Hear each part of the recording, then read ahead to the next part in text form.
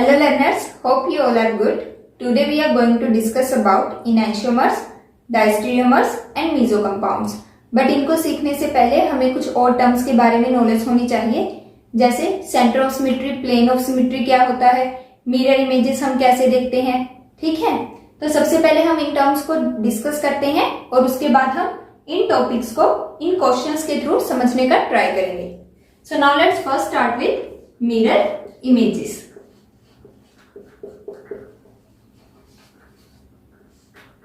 अब देखो हमें कुछ ये गिवन है, यहां पर NH2, डैश पर है H, वेज पर है OH. ठीक है, यहां पर हमने लगाया है एक मिरर. अब देखना है इसकी मिरर इमेज क्या बनेगी. देखो अगर आप यहां से देखोगे तो ये क्या है, राइट, और ये क्या है, लेफ्ट. अब जब इसकी मिरर इमेज हमने बनानी है तब हमने लेफ्ट को राइट कर देना है और राइट को लेफ्ट. कैसे? अब देखो ये हमारा लेफ्ट पर है, इसको मैं यहां पर राइट पर लिखूंगी और जो राइट पर है उसको मैं लेफ्ट पर लिखूंगी. बाकी कुछ भी चेंज नहीं होगा. यहां पर डैश पर है H, यहां पर OH और यहां पर क्या है, NH2. ठीक है, अब देखो अगर यही मिरर को मैं यहां पर लगा दूं तब क्या होगा, तब हमारे पास जो टॉप पर है वो बॉटम पर चेंज हो जाएगा और जो बॉटम है वो टॉप में चला जाएगा. कैसे? देखो मान लो ये 1 है, ये 2, ये 3 और ये 4.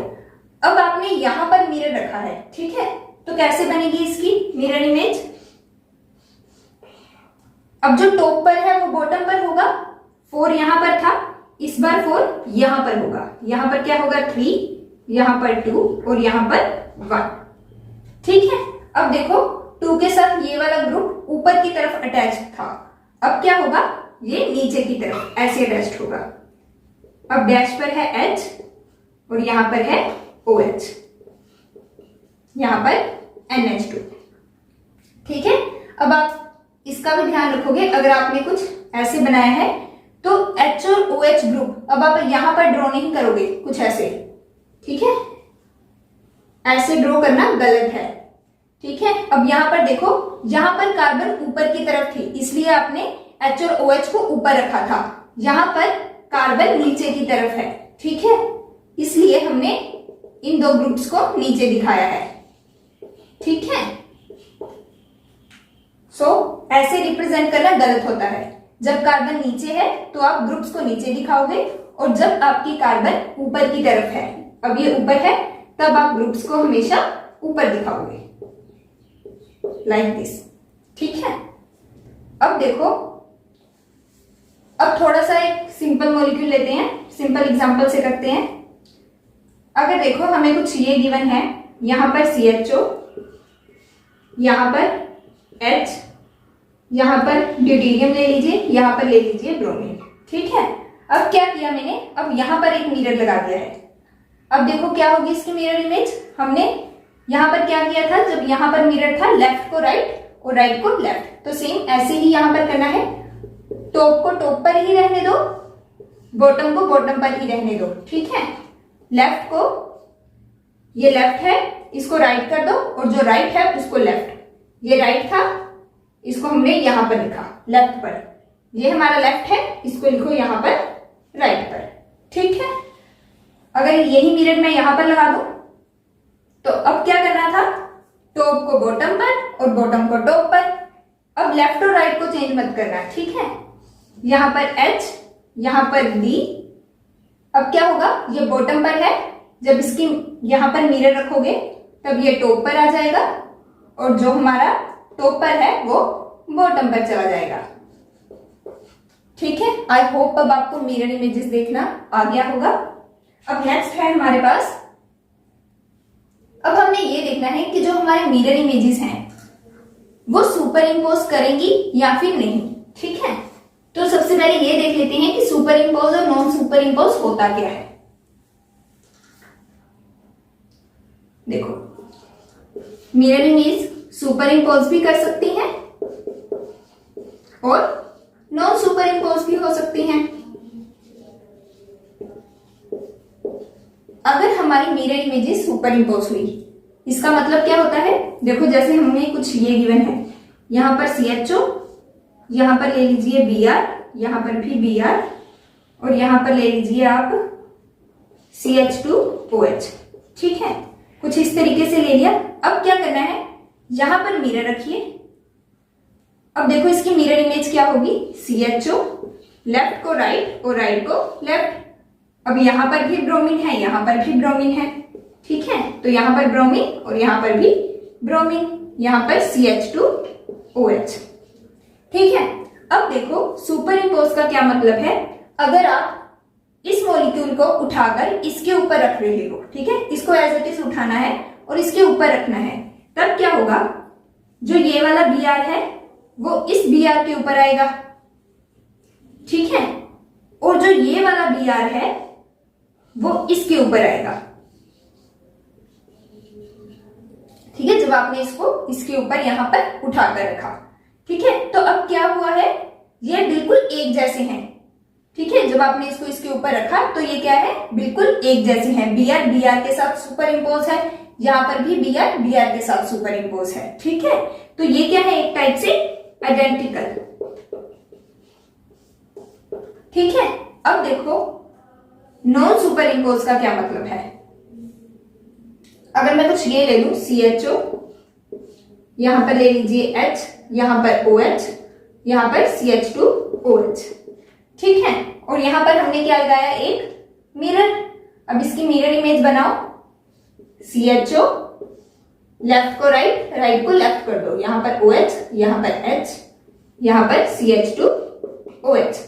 अब देखो जब मैंने इस मॉलिक्यूल को उठाकर इसके ऊपर रखा तो क्या हुआ, जो ये H था अब ये किसके ऊपर आएगा, OH के ऊपर, और जो ये OH है वो किसके ऊपर आएगा, इस H के ऊपर। ठीक है, मीन्स अब क्या हो रहा है, अब OH के साथ H है और इस OH के साथ ये वाला H है। ठीक है, तो ये क्या है हमारे पास, non superimposable mirror images, क्योंकि ये एक दूसरे के ऊपर सुपर इम्पोज नहीं कर रही हैं। ठीक है, बट यहां पर Br के साथ सुपर इम्पोज था, यहां पर भी Br के साथ था, यहां पर OH के साथ H आ रहा है जब इसको आपने इसके ऊपर उठाकर रखा। तो ये मतलब होता है नॉन सुपर इम्पोज का। ठीक है, अब देखो हमें हर बार ऐसे मिरर लगाकर सुपर इम्पोज हो रहा है या नहीं हो रहा है, ऐसा बार बार चेक करने की जरूरत नहीं है, बिकॉज अगर हम ऐसा करेंगे तो हमें काफी टाइम लग जाएगा। ठीक है, तो इसके लिए हमारे पास एक मेथड होता है जिसका नाम है सिमेट्री मेथड। हम उस मेथड से चेक करेंगे कि जो हमारी इमेजेस हैं वो सुपर इम्पोज है या फिर नॉन सुपर इम्पोज है। अब देखो सिमेट्री मेथड, सिमेट्री मेथड, इस मेथड के अकॉर्डिंग अगर हमारे मॉलिक्यूल के पास plane of symmetry, centre of symmetry या फिर improper axis of symmetry present है, improper axis of symmetry present है। अब देखो इनमें से एक सिमेट्री भी प्रेजेंट हो सकती है या फिर ये तीनों सिमेट्री भी प्रेजेंट हो सकती है। तब हम क्या कहेंगे कि जो हमारा मॉलिक्यूल है उसकी जो मिरर इमेजेस हैं वो क्या है, सुपर इम्पोजेबल। ठीक है, और अगर इन तीनों में से कोई भी सिमेट्री प्रेजेंट नहीं होती है देन जो आपकी मिरर इमेज है मॉलिक्यूल की वो क्या होगी, नॉन सुपर इम्पोजेबल। अब प्लेन ऑफ सिमेट्री को हम सिग्मा के साथ, सेंटर ऑफ सिमेट्री को हम आई के साथ और इम्प्रॉपर एक्सिस ऑफ सिमेट्री को हम एसएन के साथ शो करते हैं। अब देखो इनको हम ब्रीफ में यहां पर डिस्कस करते हैं, अगर आपको ग्रुप थ्योरी का आइडिया है तो आपको पता होगा। ठीक है, तो देखो plane of symmetry, plane of symmetry को कैसे समझोगे, अगर कोई भी मॉलिक्यूल ले लें हम, ठीक है, और उसमें से कोई भी इमेजिनरी प्लेन को पास करें, अगर वो प्लेन मॉलिक्यूल को टू इक्वल हाफ्स में डिवाइड कर देता है, टू इक्वल हाफ्स में डिवाइड कर देता है, तब हम कहेंगे कि उस मॉलिक्यूल में प्लेन ऑफ सिमेट्री प्रेजेंट है। जैसे अगर देखो मैं इस नोटबुक की बात करूं और मैं यहां से एक प्लेन पास कर दूं, ठीक है, इमेजिनरी प्लेन यहां से पास किया तो क्या हुआ, ये प्लेन ने इसको दो इक्वल हाफ्स में डिवाइड कर दिया, ठीक है, तो इसमें प्लेन ऑफ सिमेट्री प्रेजेंट है। जैसे अगर आप इसकी बात करो ऐसे, तो हमने क्या किया है, यहां से एक प्लेन पास किया है इमेजिनरी प्लेन, तो इसने क्या किया, टू इक्वल हाफ्स में डिवाइड कर दिया, सो इसमें प्लेन ऑफ सिमेट्री प्रेजेंट है। एंड जिसमें प्लेन ऑफ सिमेट्री प्रेजेंट होती है वो क्या होती है, super imposable, so this is super imposable. ऐसे ही एक और एग्जांपल डिस्कस करते हैं, जैसे यहां पर CH3, यहां पर H, यहां पर Br, यहां पर H, यहां पर Br और यहां पर CH3। अगर मैं यहां से एक इमेजिनरी प्लेन पास करूं तो देखो जो अपर हाफ है वो बिल्कुल इक्वल है लोअर हाफ के, ठीक है, तो इसमें भी क्या है, प्लेन ऑफ सिमेट्री प्रेजेंट है। और जिसमें प्लेन ऑफ सिमेट्री प्रेजेंट होती है उसके मिरर इमेजेस आपस में सुपर इम्पोज करती हैं, ठीक है। अब एक और एग्जांपल डिस्कस कर लेते हैं सो दैट आपको चीजें अच्छे से समझ में आए। जैसे हमारे पास है यहां पर डबल बॉन्ड CH2, यहां पर वेज पर CH3, ऐसे ही यहां पर वेज पर CH3, ठीक है। अब देखो जो यहां पर ग्रुप्स हैं उनको एक स्फीयर कंसीडर कर लो, और देखो इन स्फीयर्स पर यहां पर CH2 ग्रुप है, यहां पर CH3 और यहां पर भी CH3, ठीक है। अब अगर आपके पास ऐसे स्फीयर होता है, ठीक है, अगर आप यहां से प्लेन पास करो तो वो क्या करता है, तो इक्वल हाफ्स में डिवाइड कर देता है, कुछ ऐसे ही अगर आप यहां से एक प्लेन पास करोगे तो ये दो इक्वल हाफ्स में डिवाइड होगा, और जो ये CH3 है इस CH3 को रिफ्लेक्ट करेगा, तो हम कहेंगे इसमें प्लेन ऑफ सिमेट्री प्रेजेंट है, ठीक है। बट अगर मैं यहां पर CH3 को रिमूव करके इथाइल ग्रुप लगा दूं, ठीक है, तो अब क्या होगा, यहां पर भी इथाइल ग्रुप आएगा। और अब देखो अगर यहां से आप प्लेन पास करोगे तो अब CH3 है जो वो इथाइल को रिफ्लेक्ट कर रहा है, ठीक है, यहां पर CH3 है, यहां पर इथाइल है, ठीक है, तो इसमें प्लेन ऑफ सिमेट्री प्रेजेंट नहीं है। तो आप ध्यान रखोगे जब भी आप स्फीयर कंसीडर करोगे, जब भी आप स्फीयर कंसीडर करोगे ग्रुप्स को, तब आप ध्यान रखोगे कि प्लेन तभी पास होगा जब जो ग्रुप्स हैं या फिर जो स्फीयर पर जो एटम्स हैं वो क्या होंगे, सेम होंगे, ठीक है। आप तभी प्लेन पास करोगे जब स्फीयर्स पर एटम सेम होंगे, ठीक है। ऐसे ही अगर मैं आपसे वाटर मॉलिक्यूल का पूछूं, OH और H, तो देखो इसमें प्लेन ऑफ सिमेट्री कहां से प्रेजेंट है, कहां से प्लेन पास करोगे, अगर यहां से हम एक इमेजिनरी प्लेन पास कर दें, ठीक है, तो ये H इस H को क्या कर रहा है, रिफ्लेक्ट कर रहा है, ठीक है, तो इसमें क्या है, प्लेन ऑफ सिमेट्री प्रेजेंट है। आई होप आपको ये समझ में आया होगा। अब नेक्स्ट हम देखते हैं सेंटर ऑफ सिमेट्री।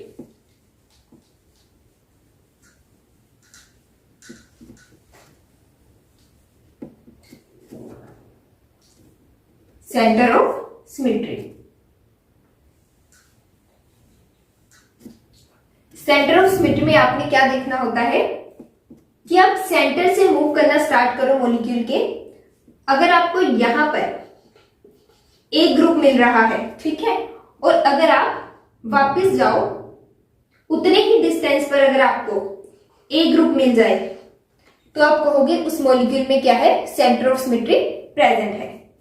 जैसे अगर मैं ऐसे मूव करूं, यहां पर B है और अगर उतने ही डिस्टेंस पर मुझे B मिल जाए तो मैं कहूंगी इसमें सेंटर ऑफ सिमेट्री क्या है, प्रेजेंट है। ऐसे ही अगर यहां पर C है और बैक जाऊं उतने ही डिस्टेंस पर C मिले तो हम क्या कहेंगे, ओवरऑल इस मॉलिक्यूल में सेंटर ऑफ सिमेट्री प्रेजेंट है।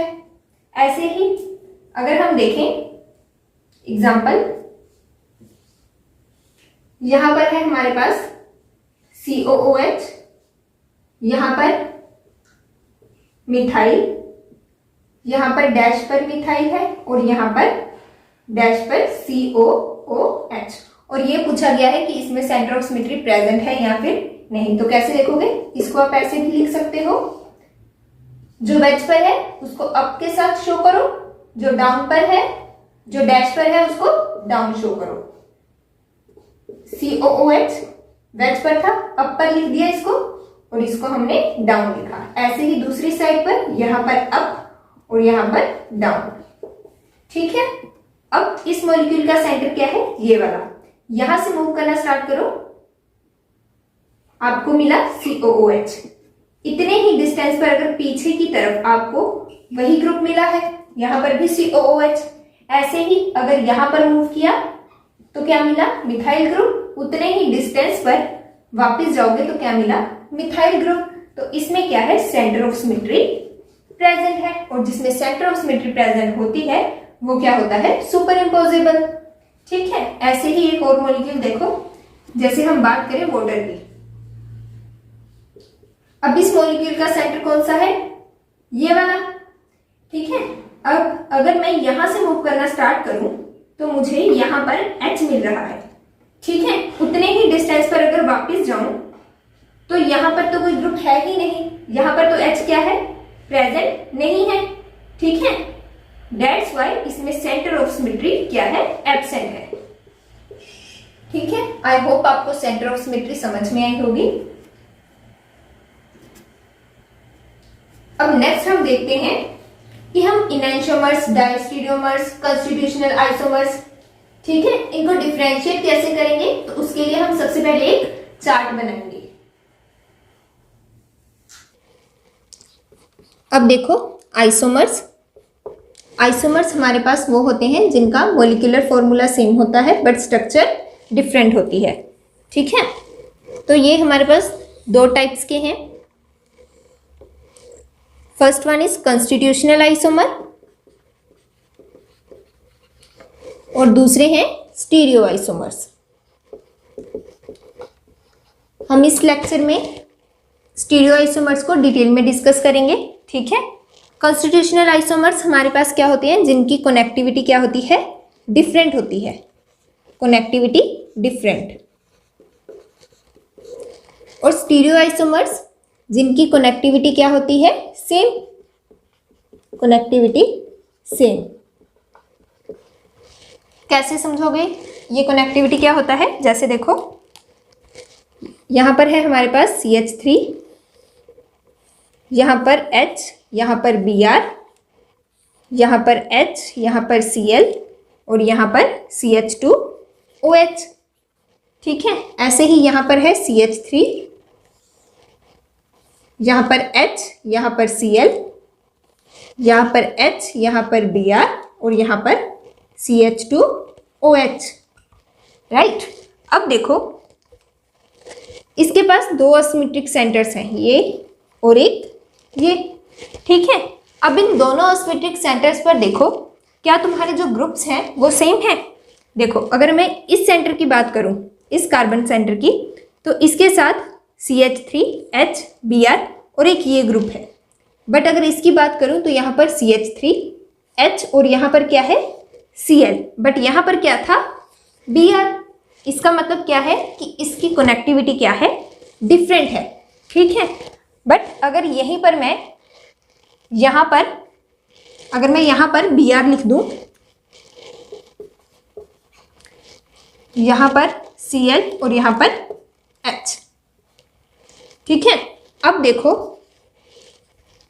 अब इसकी कनेक्टिविटी देखो, यहाँ पर CH3H Br और नीचे ये ग्रुप है। ऐसे ही यहाँ पर CH3H और यहाँ पर भी Br ग्रुप है। ठीक है। तो इनकी कनेक्टिविटी क्या है? सेम है। ग्रुप चाहे लेफ्ट पर हो या फिर राइट पर। ठीक है। बट सेम कार्बन पर सेम ग्रुप्स होने चाहिए। ठीक है। तब हम कहते हैं कनेक्टिविटी क्या है? सेम। अब इनकी कनेक्टिविटी सेम है। कनेक्टिविटी देखने के बाद हमारा नेक्स्ट स्टेप होता है स्टीरियो आइसोमर्स में देखने का कि जो हमारी मिरर इमेजेस हैं। नेक्स्ट में आप क्या देखोगे? Mirror images. अब देखो दो पॉसिबिलिटीज हैं। मिरर इमेजेस बन भी सकती हैं और नहीं भी बन सकती। ठीक है। अगर मिरर इमेजेस हैं तो इसके भी दो पार्ट्स हैं कि क्या वो मिरर इमेजेस आपस में सुपर इम्पोजेबल है या फिर नॉन सुपर इम्पोजेबल है mirror images. This is non superimposable mirror images, right. अब देखो, अगर मैं non superimposable mirror images की आपको एग्जाम्पल दूं तो क्या है, CH3, यहाँ पर H, यहाँ पर Br, यहाँ पर CH2OH, ऐसे ही यहाँ पर CH3, यहाँ पर Br, यहाँ पर H, यहाँ पर CH2OH। अब देखो, सबसे पहले ये देखो कि जो यहाँ पर अगर मिरर पास कर दोगे, ठीक है, तो जो लेफ्ट है वो राइट में चेंज हो रहा है और जो राइट है वो लेफ्ट में चेंज हो रहा है। तो ये क्या है, आपस में एक दूसरे की मिरर इमेजेस।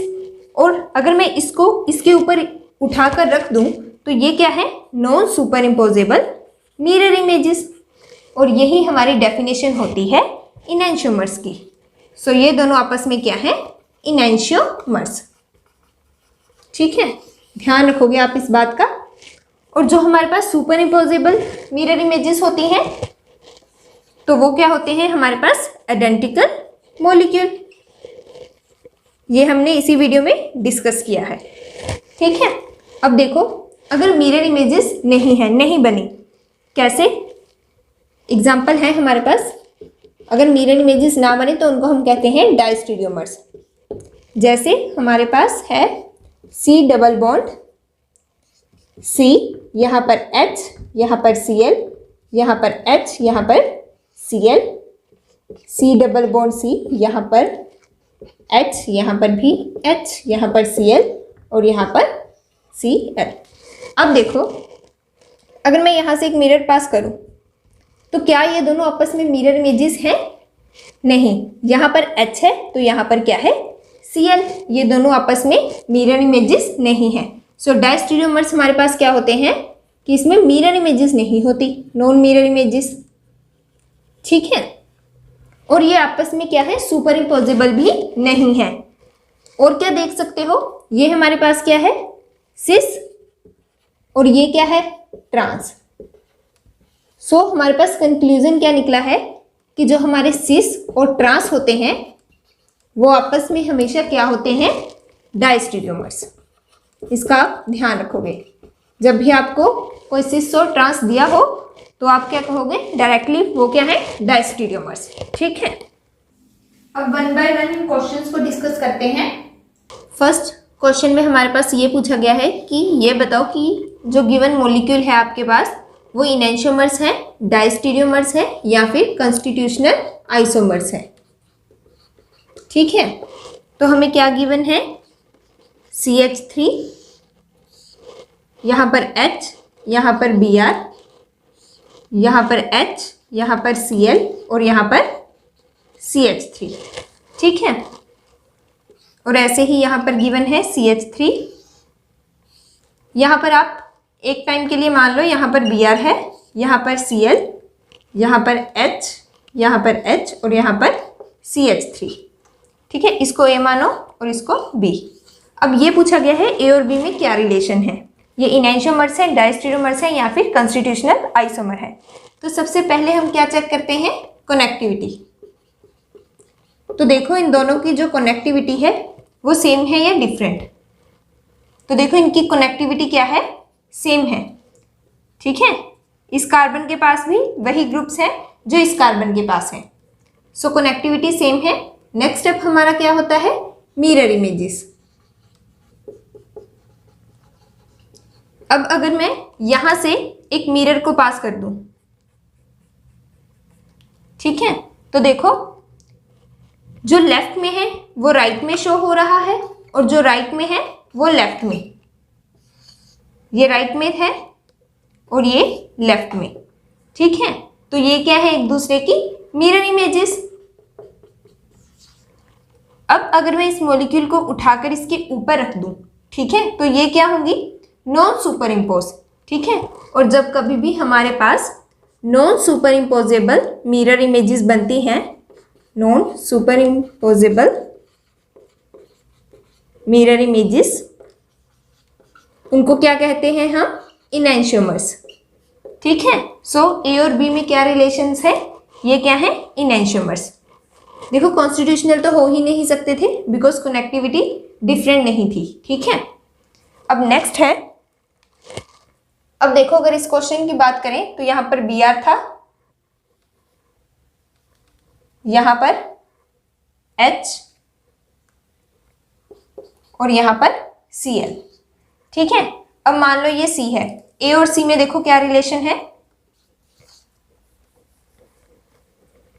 सबसे पहले कनेक्टिविटी देखो इनकी सेम है, तो हाँ कनेक्टिविटी तो सेम है। नेक्स्ट स्टेप है मिरर इमेज।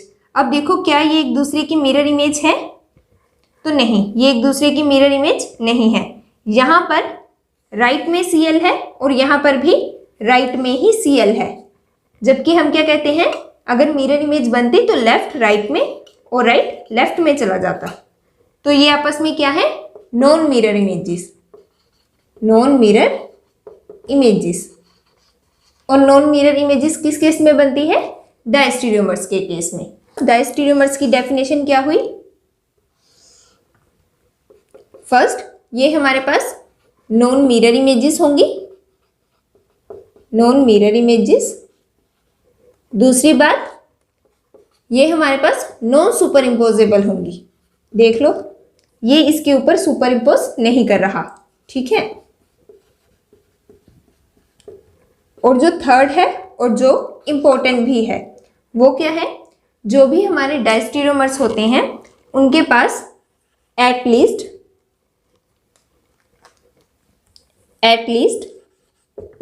2 कायरल सेंटर होने चाहिए, 2 कायरल सेंटर प्रेजेंट होने चाहिए। हम तभी बात करेंगे डायस्टीरियोमर्स की। ठीक है, इनको आप ध्यान में रखोगे। अब देखो ए और सी में क्या रिलेशन था, डायस्टीरियोमर्स का। अब अगर मैं यहां पर चेंज कर दूं, यहां पर कर दीजिए आप, यहां पर H, यहां पर Cl, यहां पर Br और यहां पर H। ठीक है, अब मैं आपसे पूछूं कि इनमें क्या रिलेशन है, ए और डी में क्या रिलेशन है, कैसे देखोगे। सबसे पहला काम कनेक्टिविटी चेक करनी है। अब देखो जो ये असिमेट्रिक सेंटर है हमारा, इसके पास जो ग्रुप्स हैं वो क्या है, CH3, H, Br और ये वाला ग्रुप। बट इस कार्बन के पास क्या है, CH3, H और यहाँ पर क्या है, Cl। बट यहाँ पर क्या था, Br। तो ये क्या है, इनकी कनेक्टिविटी क्या है, डिफरेंट है। सो ये हमारे पास क्या है, कॉन्स्टिट्यूशनल आइसोमर्स। ठीक है, इसकी डेफिनेशन क्या है, जब कभी भी कनेक्टिविटी क्या हो, डिफरेंट, कनेक्टिविटी डिफरेंट।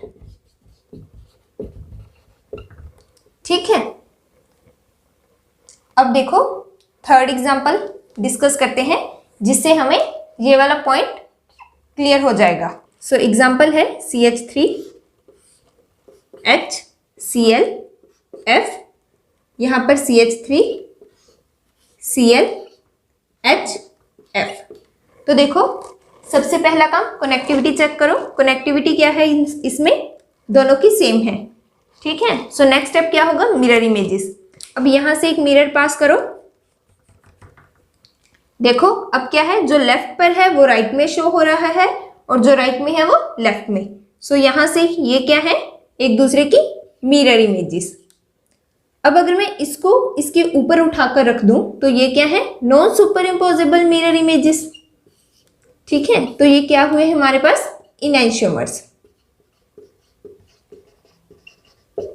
ठीक है, देखो कॉन्स्टिट्यूशनल ये हो नहीं सकते थे बिकॉज इनकी कनेक्टिविटी सेम थी।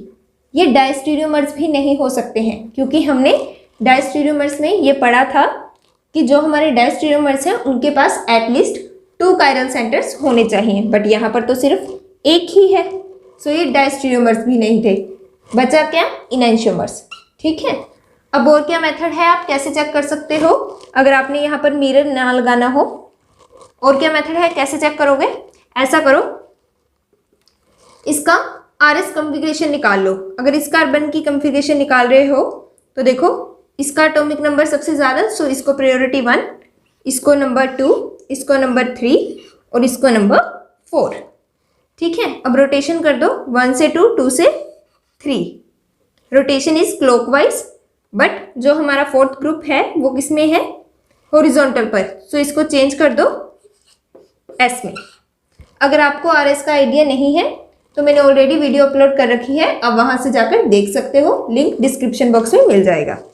अब इसको देखो, इसको नंबर 1, इसको नंबर 2, इसको नंबर 3, इसको नंबर 4। 1 से 2, 2 से 3। Rotation is anti clockwise but the fourth group is on horizontal, so its configuration will be changed into R। ठीक है, तो जब कभी भी आपके पास S से R में कन्वर्ट हो या फिर R से S में कन्वर्ट हो, ठीक है, तब हम उस सेंटर को क्या बोलेंगे कि जो वो हमारा मॉलिक्यूल है, उस मॉलिक्यूल को क्या बोलेंगे कि वो non superimposable mirror images देगा। ठीक है, तो हम क्या कहेंगे, ये हमारे पास इनैंशियोमर्स है जब कभी भी S से R हो जाए और R से S हो जाए। ठीक है, आप ऐसे भी देख सकते हो। टॉपिक है हमारे पास मीजो कंपाउंड्स। मीजो कंपाउंड्स,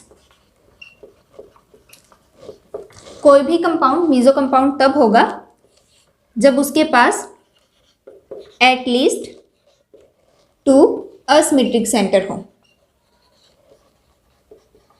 ठीक है, ये क्या है, फर्स्ट कंडीशन। सेकंड कंडीशन क्या है कि उसके पास प्लेन ऑफ सिमेट्री होनी चाहिए, should have plane of symmetry. Example देखो, जैसे हमारे पास CH3, यहाँ पर H, यहाँ पर Br, यहाँ पर H, यहाँ पर OH, यहाँ पर H, यहाँ पर OH, यहाँ पर H, यहाँ पर Br और यहाँ पर CH3। अब देखो फर्स्ट कंडीशन क्या थी, एटलीस्ट 2 असिमेट्रिक सेंटर। तो देखो असिमेट्रिक सेंटर तो है इसके पास। ठीक है, नेक्स्ट कंडीशन क्या थी, should have plane of symmetry. तो अगर आप यहाँ से एक प्लेन पास कर दो तो इसका अपर हाफ जो है वो लोअर हाफ के जैसा है। हमने यही कहा था ना कि 2 इक्वल हाफ्स में डिवाइड करना चाहिए, तो कर रहा है ये।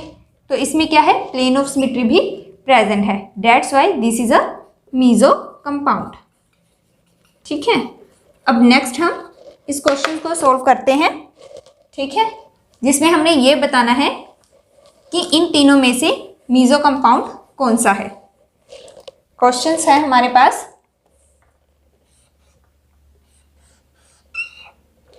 वन और 3 पोजीशन पर है ग्रुप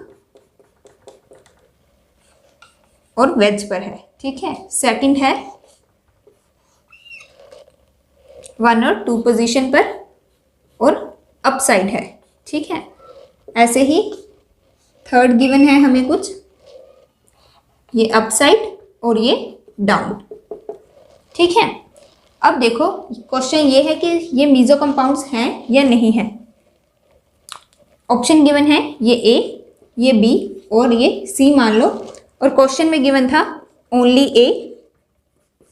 सेकंड ऑप्शन थी A और B, या फिर थर्ड ऑप्शन थी कि ये तीनों ही मीजो कंपाउंड्स हैं। ठीक है, तो देखो सबसे पहले आपको इसको चेयर फॉर्म में कन्वर्ट करना है। ठीक है, और देखो चेयर फॉर्म में भी आप प्लेन्स कैसे पास करवाओगे, ये बहुत इंपॉर्टेंट है। ठीक है, क्योंकि हम यहीं पर गलती करते हैं। हम क्या करते हैं, हम इसको एक प्लेन मान लेते हैं। ठीक है, चेयर फॉर्म में ये कभी भी एज अ प्लेन काम नहीं करता। ठीक है, तो आप कौन सा प्लेन कंसीडर करोगे, जो कम से कम 2 कार्बन से पास होता हुआ जाए, उसी प्लेन को आप कंसीडर करोगे। जैसे एक ये कार्बन है और ये कार्बन, हम ये प्लेन कंसीडर कर सकते हैं क्योंकि ये 2 कार्बन से पास हो रहा है। ठीक है, अब ये कार्बन इस कार्बन को रिफ्लेक्ट करेगी और जो ये कार्बन है इस कार्बन को रिफ्लेक्ट करेगी। ठीक है, अब देखो ऐसे ही आप और एक प्लेन पास कर सकते हो, इस कार्बन से होता हुआ और इस कार्बन से होता हुआ, ये प्लेन पास कर दो। ठीक है, अब ये कार्बन इस कार्बन को रिफ्लेक्ट कर रही है और ये इसको। एक और प्लेन आप पास कर सकते हो। कैसे? अगर मैं एक कार्बन ये है, एक कार्बन ये है, अगर मैं यहां से प्लेन पास कर दूं,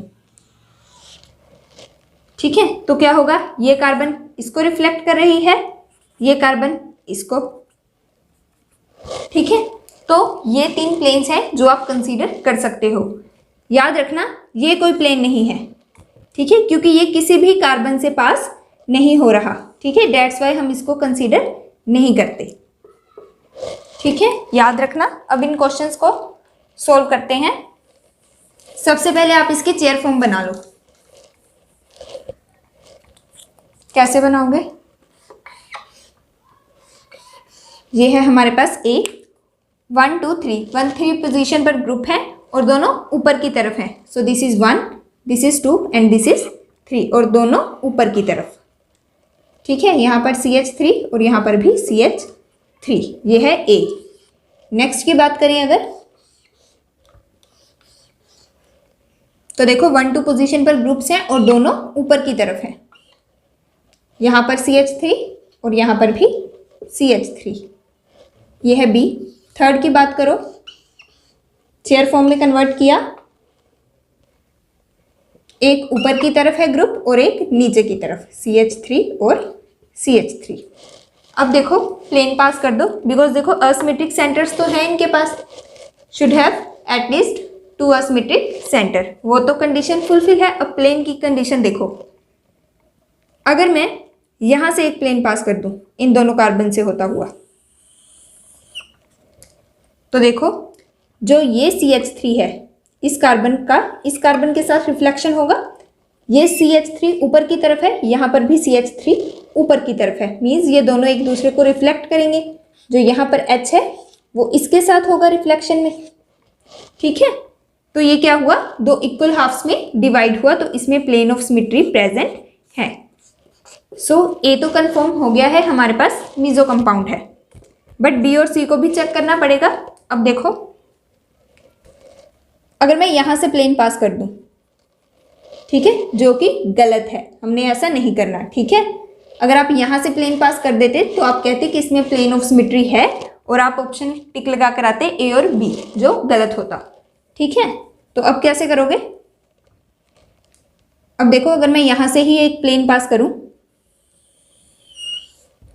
तो क्या होगा?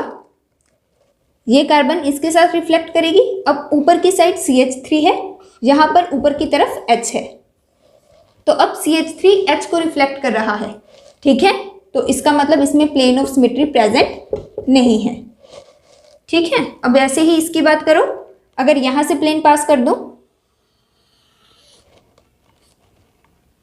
तो जो ये CH3 ऊपर की तरफ है, यहां पर H ऊपर की तरफ है, ठीक है। तो यहां पर भी रिफ्लेक्शन नहीं हुई है, तो यहाँ पर भी प्लेन ऑफ सिमेट्री एब्सेंट है, तो ये भी हमारे पास एक मीजो कंपाउंड नहीं है। सो हमारी ऑप्शन क्या है सही? Only A is a meso compound, so this is correct, right. अब देखो हमारी सेकंड एग्जांपल यहाँ से रह गई है, उसको कर लेते हैं, बट उसका मैं आपको सिर्फ हिंट दूंगी, ठीक है, ट्राई आप खुद से करोगे। उसमें हमने ये बताना है कि ये इनैंशियोमर्स हैं, डायस्टीरियोमर्स, कंस्टिट्यूशनल आइसोमर्स क्या है, ठीक है। तो सबसे पहले एक बात देखो, अब देखो हमें कुछ ऐसे गिवन है, यहाँ पर H, यहाँ पर F, यहाँ पर H, यहाँ पर CH3, ऐसे ही यहाँ पर गिवन है हमें CH3, H, यहाँ पर F और यहाँ पर H, ठीक है। तो अब आपने चेक करना है कि ये इनैंशियोमर्स हैं, डायस्टीरियोमर्स, कंस्टिट्यूशनल आइसोमर्स। कैसे करोगे? देखो ये 2 हमारे पास असिमेट्रिक सेंटर हैं, तो मैंने आपको थर्ड एग्जांपल में भी यही बताया था कि अगर आप मिरर इमेज नहीं देख सकते हो तो ऐसा करो, इनकी कन्फिग्रेशन निकाल लो, ठीक है। मान लो ये C1 है और यहाँ पर ये C1 है, ये C2 और ये भी C2 है, ठीक है। अब इन दोनों की RS निकाल लेना, ठीक है। अगर जो हमारा C1 है वो S है, ठीक है, और जो ये C1 है इसको स्टार ले लेना, ठीक है, और जो C1 स्टार है वो हमारे पास R आया, ठीक है। या फिर ये हो सकता है कि हमारा जो C1 है वो R आ जाए, S आ जाए, तो ये किसकी कंडीशंस होती हैं? इनैंशियोमर्स की। ठीक है। और अगर डायस्टीरियोमर्स होंगे तो कंडीशन क्या होगी? देखो, कुछ ऐसे समझने का ट्राई किया करो। जैसे C1 का आंसर S आया, अगर कुछ ऐसे हो, ये है C1 और यहाँ पर C2, यहाँ पर C1 डैश और यहाँ पर C2 डैश। ठीक है।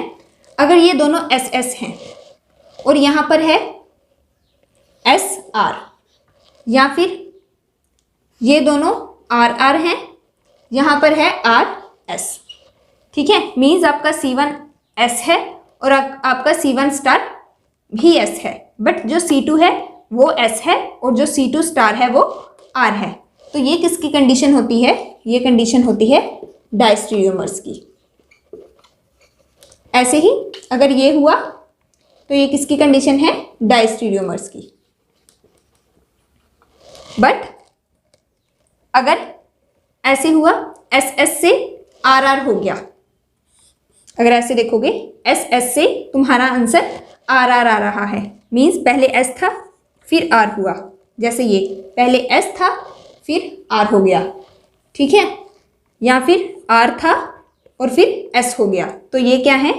कंडीशन इनैंशियोमर्स की। ऐसे ही पहले S था R था, अगर ऐसे देखोगे R और S हो गया, तो ये क्या है? S वाला R में चेंज हो गया, R वाला S में, तो ये क्या है? इनैंशियोमर्स की कंडीशन। ठीक है। आई होप ये वीडियो आपको समझ में आई होगी। वीडियो अच्छी लगी हो तो वीडियो को लाइक कर देना, चैनल को सब्सक्राइब कर देना। Thanks for watching. Stay blessed, keep smiling.